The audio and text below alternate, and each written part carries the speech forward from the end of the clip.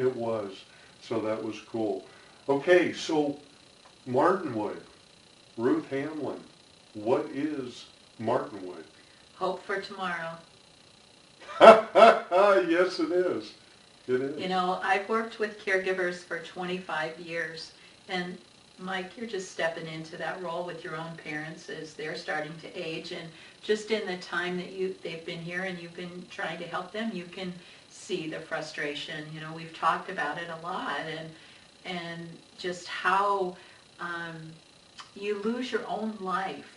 And of course you do it out of love. It's not that you're begrudgingly doing anything for your parent or child or whoever, spouse. Yeah. But once you step into that role of caregiving, your life changes. And it's a slippery slope. It's very much so. I mean, there's one little thing here and one little thing there, and you think you're helping, and you think you're doing the right thing, and pretty soon you have more and more demands on you. Exactly. And you lose more and more of your own time, your own ability to live your own life. You know, if it's your spouse, you used to manage your calendar, they managed their calendar, got to their own doctor appointments, whatever. Now you're trying to manage both calendars, perhaps still work, you know, whatever other things. What's the first thing to go? Your social life. Your social life, exactly. You start to lose your friends because you don't really have time for them anymore. It's not that you don't still want to go out with them. It's just either by the end of the day you've still got so many things that need to be done. Maybe you're going over to your parents' house to take them dinner, make sure they eat, get their meds, whatever. Or you're just exhausted and it's like, oh, I don't feel like going out. Or the person you're giving care for, you can't leave by themselves. Exactly. There's got to be somebody there with them all the time. Exactly. Well, I have a person who has a child with a disability. You know, maybe it's difficult to find a babysitter. You can't just call up the high school kid that lives across the street and say, come over and watch my child who has this, you know, feeding tube or who has these behavioral issues. So then the parents don't go out. We just spoke last week with a person, husband, wife, and the 91-year-old mother lives with them. And when I mentioned to him about some of the events that we do at Martinwood, his response was, we never go out together. One of us has to always stay home with Mom. So what do? They stay home, or he goes out or she goes out and does something, but together they just lose that. So talk about how Martinwood plugs into all of this, because Martinwood is the socialization part of all of this, and as far as we know, this has never been done, and that's the cool part of us putting Martinwood together. But talk about the socialization part of Martinwood. Well, for me, what I see is Martinwood has become or is becoming that safe place. That place where caregivers can come, they can bring the person that they're caring for, they're not judged, there's no criticism. It doesn't matter if that person has dementia, if they're in a, you know, what the situation is. We're there just to love them. The person with the illness can sit, relax, enjoy being out in nature, whatever the activity is that's going on. The caregiver can network and socialize with other with other caregivers, and everyone can have a great time.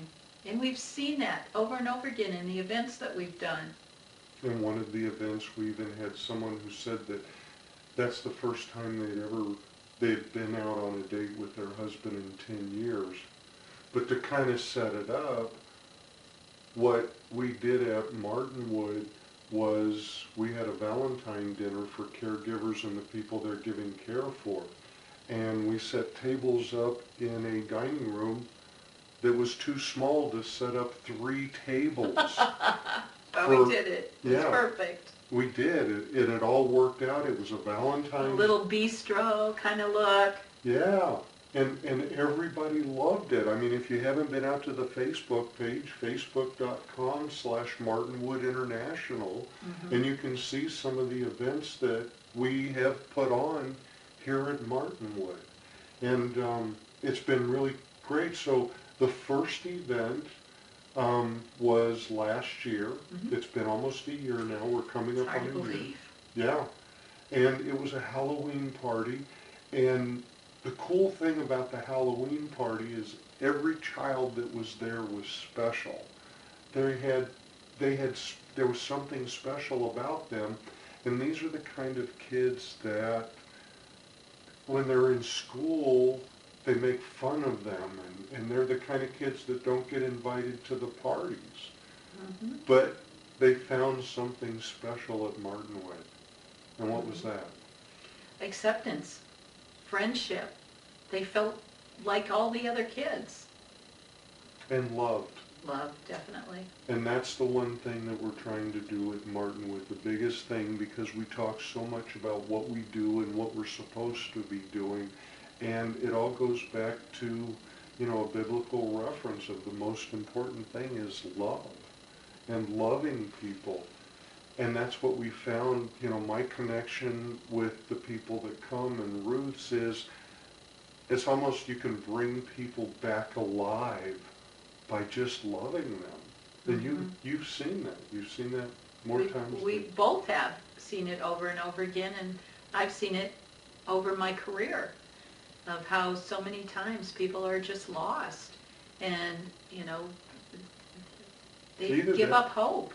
Either that or they get buried in the day-to-day life. There's so Mhm. much to do, but you don't have time to do it all, but you want to have your social life because you can't, and maybe you even have to quit work Oh, to yes. care for somebody, so there goes your career, there goes your social life, and Your finances, yeah, all of those things. And for caregivers, it's so important that they maintain their own well-being, whether it's physical, mental, spiritual, and oftentimes they get so busy in taking care of someone else that they lose that. yep.